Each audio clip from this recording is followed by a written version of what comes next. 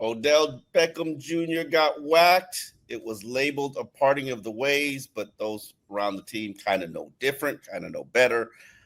We will talk about that today on Dolphins in Depth. Joining me is Isaiah Smalls.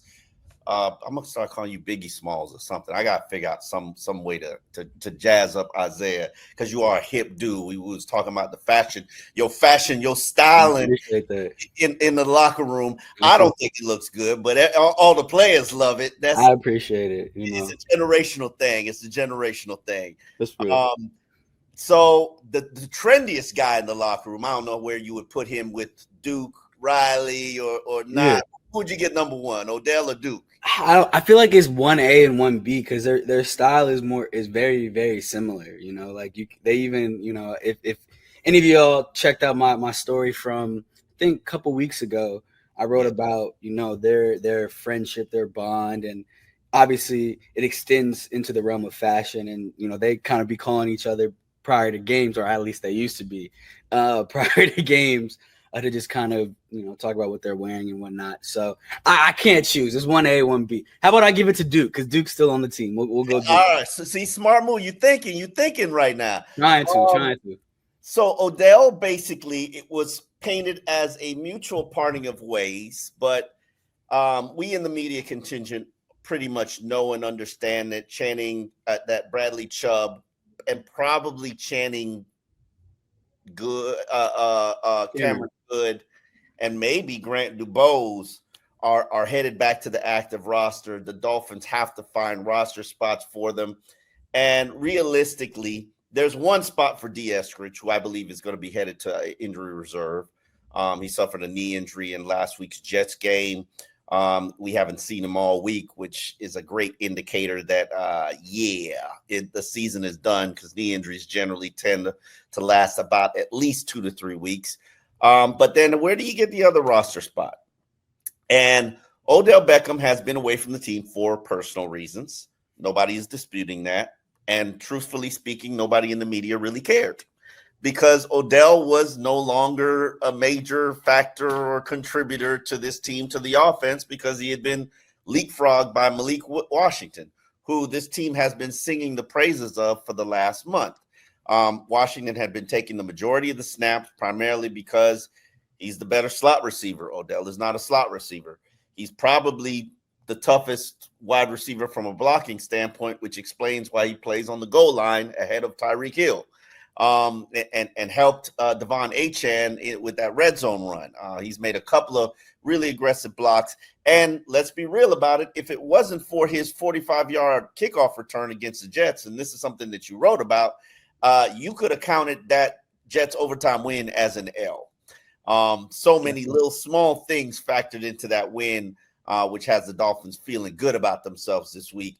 But Odell kind of fell out of favor. Fell down the pecking order of the depth chart, probably receiver number 4. Yeah, 4. Probably target number 5 on the team behind Jonnu Smith. Yeah. And that's not necessarily what he signed up for. And realistically, would Odell benefit? The Dolphins need the roster space, and would Odell benefit from being free at this point, maybe seeing if he can latch on to a playoff contending team? I don't know what's going to happen there. I doubt anybody's going to claim him because $3 million is a lot of money for a guy you could probably play for the minimum. So I think he's going to get his opportunity to pick whatever team he goes and plays for. But let's be real about the situation. Odell has looked old this season. Yeah. How surprised were you when you saw that move made? I was very surprised. I'm not going to lie to you. I mean, just because, I feel like at this point of the season, you don't want to disrupt chemistry as well.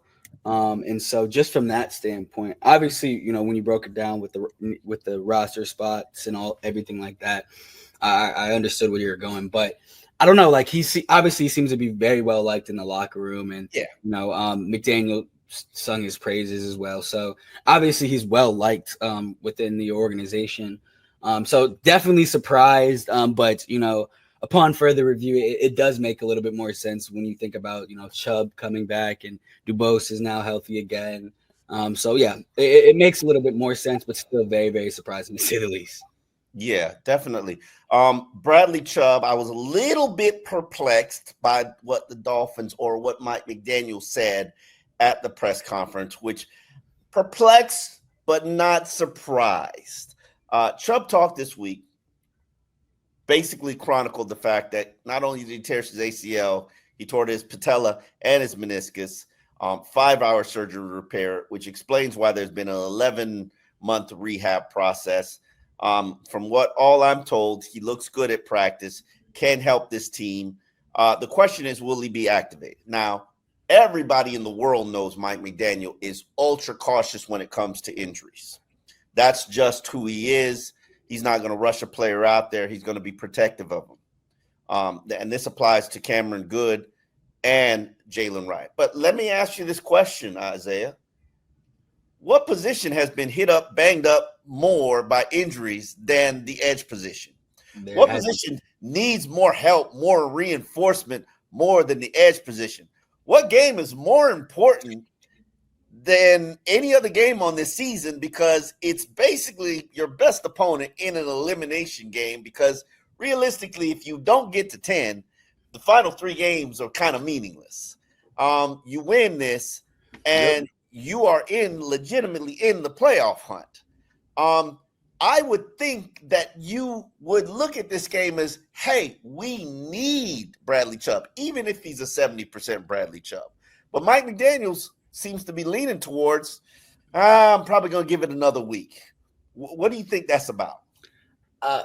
I honestly don't know, because the few media members that were here today, we were just chopping it up about it as well, and guys were sharing their thoughts on it. And personally, I mean, I'm on your side on this one. I don't understand why he's not out there for at least 15 snaps. Something a very small, and you're very strict about that snap count, right?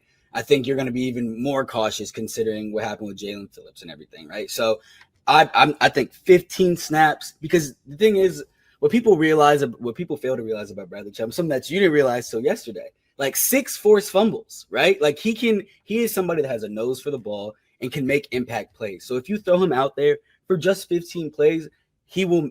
I see at least one play being made, right? And so for me, I don't necessarily fully understand. I get the cautionary approach, considering how severe the injury was, considering what happened with Jalen Phillips obviously earlier this year, right? So I understand the cautionary approach, but I see nothing wrong with giving him at least 15 snaps, at the most 15 snaps, right? Now, And would you have him in the edge setting role or the pass rushing role against the Houston Texans? That's a good question. That's a very good question. I would lean more towards the pass rushing role, honestly. But definitely a few opportunities to set the edge, just to keep the offense, honest, right? Just so that they don't key in, by the second half, like, okay, anytime he's up here, it's pass only down, right? So I just don't want to, make it too obvious, right? So a nice, pleasant mix of both, but leaning more so towards, the pass rushing reps. Now, I am perplexed by this.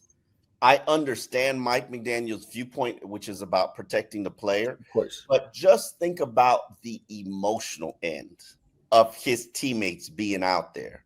Yeah. Think about the pregame speech that he can give to his teammates. Think about what the reaction is. And there's going to be a lot of emotion in that game, and it surprised me. I mean, I'm not even gonna lie. I'm stunned. I'm stunned at how loose this team has been this week. They have been. And it doesn't help that their buttholes had been tight for Buffalo both weeks.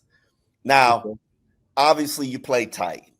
Green Bay, it's not even fair to me to give you a representation of what the week was like, because it was a short week. Yeah, we barely even practiced. It was a holiday week. All the questions were about the cold, and they cowered and quivered in the cold. But the whole big game, winning opponent, playoff caliber competition on the road. We know the stakes of this game. Of course. But they've been acting like, I don't even know how to put it in words for people. They've been out there like, no big deal, man. We got this. I think, and I just want to point back to what McDaniel said earlier today, because I asked that question. I asked, like, the team just seems like a little bit looser than they have in the past, in preference for big games. Just why is that? And McDaniel pointed to preparation, right? He said that the guys are prepared, and with preparation comes confidence. Just to translate, with preparation comes confidence, because you know what you're doing, you know your role, the guys next to your role, and when you are that confident and that prepared, I mean, you're going to be a little bit more loose. And I think, and if I had to guess, right, we saw the Buffalo game, obviously 61-yarder to end the game. Like, you can't really predict that. But at the end of the day, if I'm a coach, I would want my guys looser versus playing tight, And so that's the only argument that I have in favor of the looseness, right? Like, you want them to be a little bit, because at the end of the day, it's a game, right? Like, there's a lot of money behind it. The season's over. I understand that, but the season is over. I understand that, but I'd rather have a team that plays loose and fast than strict and slow. That's bottom line. They are, and I don't know how to feel about this because I really haven't seen it to this level. I mean, they're just like, whatever, man. Like, this is.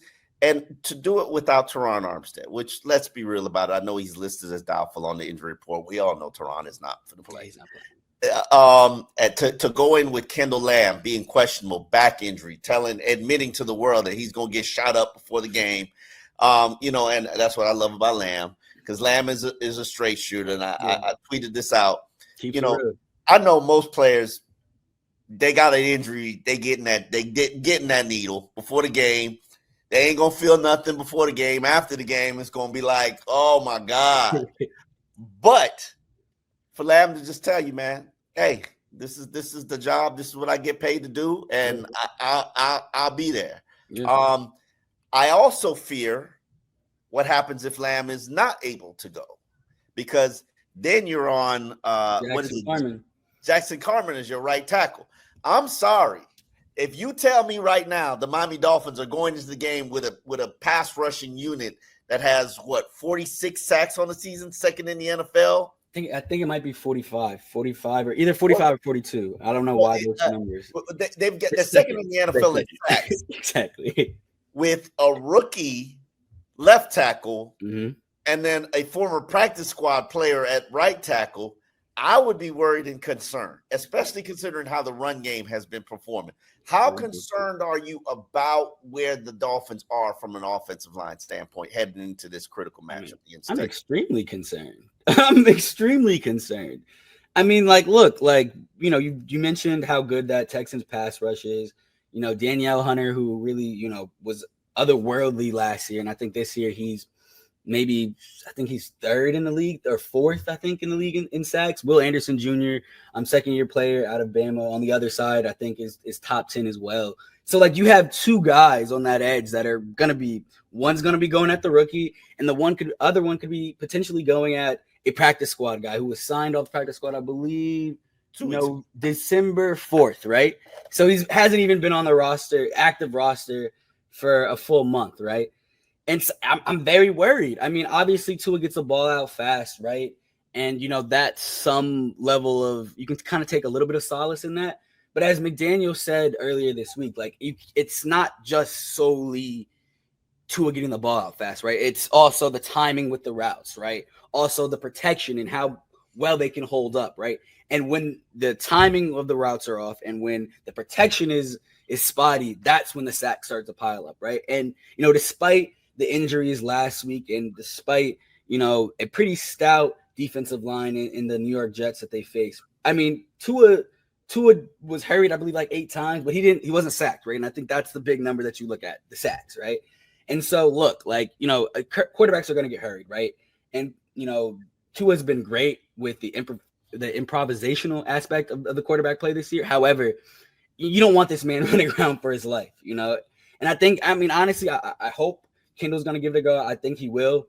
But it's between the rookie and then, the guard play hasn't been amazing this season at all. I mean, it's going to be a tough task. It's going to be a tough task to stop that defensive line for sure.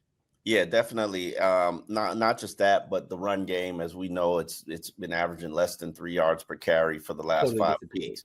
I talked to a player who told me that it's really been a byproduct of we've put so much emphasis on the passing game and working the passing game because Tua needed those reps and we got it going and an efficiency level. We're not putting as much effort into the run game as we used to do in practice, and it's showing up in the games. And then there's injuries and all this kind of stuff. However, the hope and the emphasis is that they can get that jump started again. I don't believe it. I'll see it when I believe it. But as they also point out, they've had 2 big runs the last 2 weeks called back. The average would be drastically different if those runs had not been called back. But that's very true. You know, as they like to say, if my uncle had titties, he'd be my aunt. So what's the difference here? I am a little bit concerned from this standpoint about the run game because, as we know, Raheem Mostert is not 100%, and I am a big proponent of Raheem being probably the fix and the solution. Do you believe that they can go the Jalen Wright, Jeff Wilson route to jumpstart this run game, or are you totally committed on this is Devon Achan's show? No, I think specifically when it comes to the short yardage situation, they might need to lean a little bit more on Jeff Wilson because he's their most physical runner. Outside of Raheem Mostert, right, who obviously isn't 100%. So to me, I mean, I think Jeff Wilson should be the guy. I mean, Jalen Wright, earlier in the season, he showed flashes of brilliance. Haven't really seen that much as of late. I think it's got to be Jeff Wilson. I mean, look, the running back room, the running back coaches, everyone's really high on Devon Achan for good reason. He's been great this year, right? Is he? Hold on. He's been great catching the ball. Let's say that. He's been very versatile. Let's say that. Very versatile. But I don't think, when you look at the yards per carry average, I don't think that's all on him, right? Like we said earlier, the offensive line play, it's been basically average all year. Like obviously you had great play with Teron, you had great play, Aaron Brewer has been great all year. But it's the guard play has just been so lackluster, right? You look at the pro football. It's funny because I said that that has been like one of the 2 words I've used to describe various elements of the Dolphins all year: lackluster and dismal. Like probably the 2 most used words for me this year. But I say that to say, like, I think you have to try Jeff Wilson. I mean, he got some run last week and definitely provided a bit of a spark. And I think that's what it requires, right? McDaniel is very much so known for riding the hot hand. And so I think everyone deserves to get a chance, especially if Mostert's not 100%. Here's the thing: you can't have practice reps for everybody, and and that's true. That's true. That's the point of that is that, like, I think you might have to rely on some more game reps. Like look, like these are like specifically what a guy like Jeff Wilson, who's been in this offense for a while. Obviously, he was with McDaniel and San Fran before coming over here. Like I don't think he specifically needs as many practice reps as a Jalen Wright, who's still learning the nuances of this offense, right? Not to say just throw him out, and let him burn, right? But I do think Jeff Wilson could provide a little bit of a spark. Devon Achan, who is 26 yards from being a 1,000-yard producer for the season. He's got 3.9 yards per carry. We got Jeff Wilson, 4.1 yards per carry. We got Raheem Mostert, 3.6 yards per carry. The team and total is at 3.9 yards per carry. You know what Jeff Wilson's yards per carry average is right now?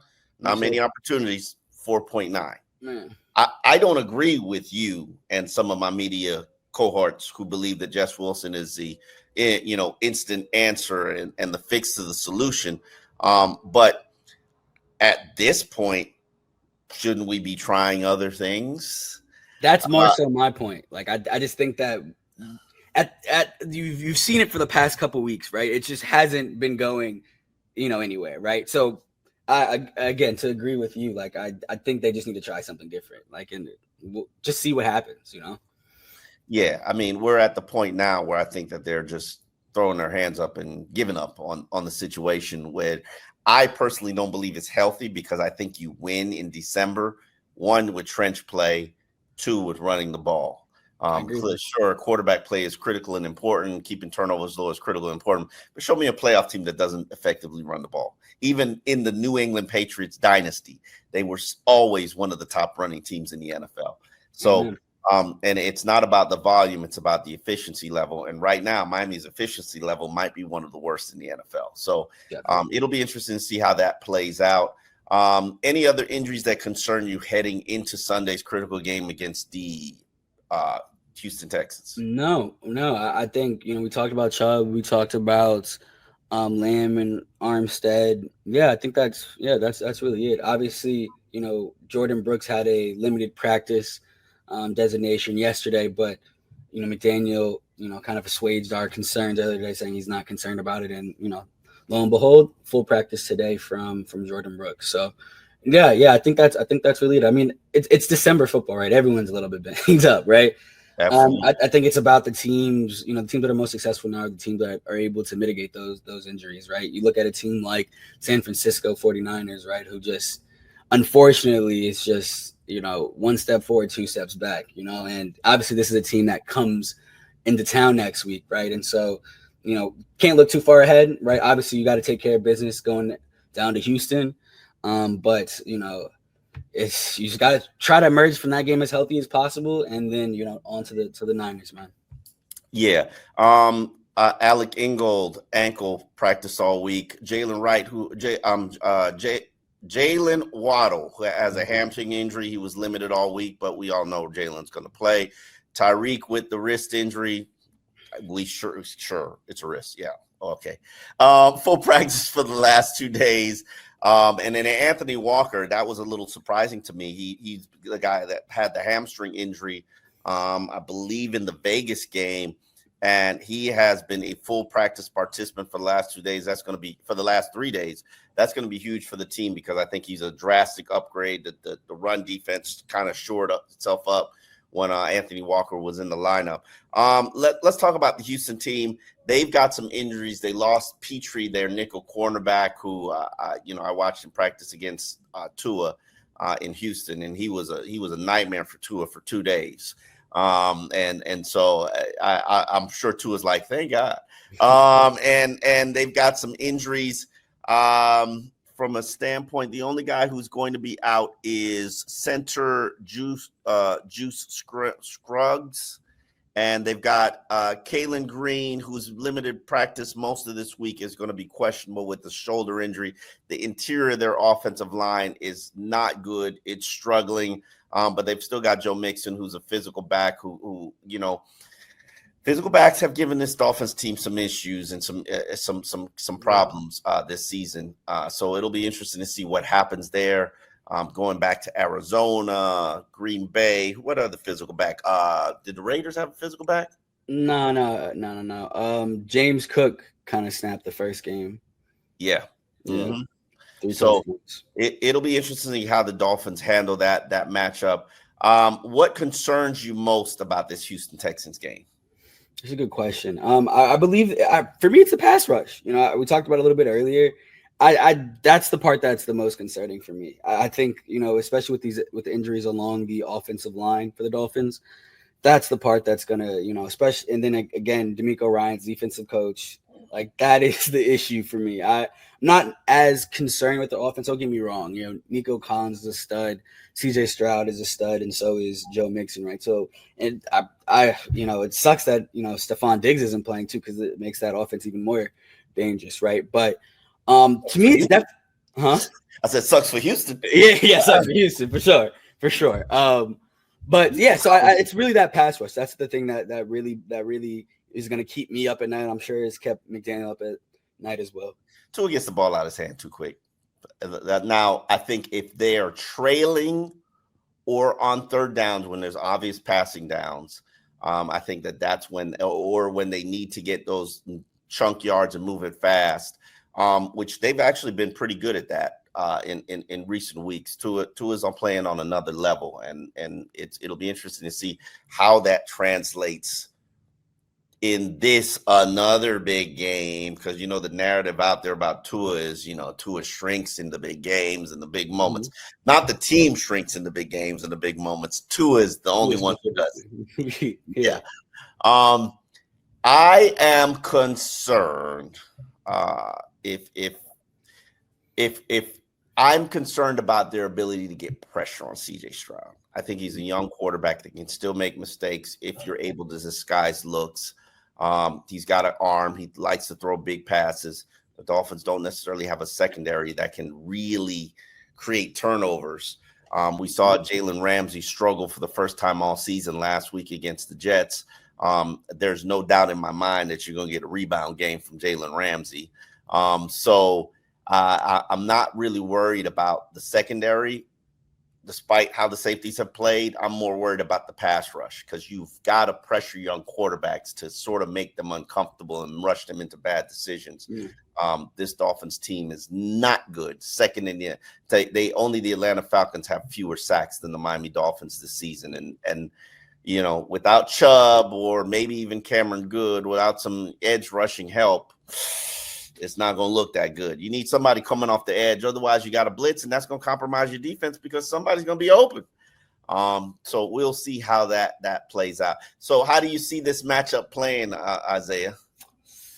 I want to be wrong, right? I really do want to be wrong, but I got to go 27-20 Texans. So you don't believe. You don't believe. You see the loosey-goosey nature, and you don't believe. That's not true. I just have a feeling. It's I've been pretty good with picking them. You Nostradamus now, huh?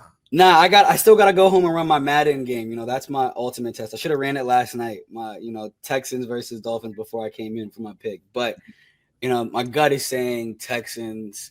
I think they're gonna put Tua on the ground a little bit. CJ Stroud is gonna have a pretty good game. Dalton Schultz might have a little bit better game than expected because for whatever reason the Dolphins can't really guard tight ends. And I think it's just a little bit much. The Dolphins are going to try to come back at the end, but they're going to ultimately fall short 27-20. Yeah, I'm not even going to hate on you because I don't have a good feeling about this game, primarily because it's a road game. Some of your key players offensively are not 100%. You haven't been able to run the ball. They've got a physical rushing attack. I just don't like a lot of these matchups in this game. So I'm going to be picking the Houston Texans 24-17. Yet extending the narrative that Tua and the Miami Dolphins cannot win a big critical game when they need it. I wish they could, and I hope they do silence that narrative for 1 week, because all it's going to take is one loss for it to return. Yep. But I don't like this matchup, especially on the road. I know the weather is not going to be a factor, but the matchup to me does not favor Miami in the least bit. I think they're going to have turnovers and really protect the football, and maybe run. To me, December football comes down to your trenches, and in my opinion, Miami's trenches are falling apart as they usually do in December. When Chris Greer is going to figure that out, I have no idea, but we shall see. On that note, this is it for Dolphins in Depth. We will be back Monday to break down the game and the outcome and see where these Dolphins stack up in the playoff race heading into the final 3 games of the regular season. Everybody be safe, and we will see you on Monday.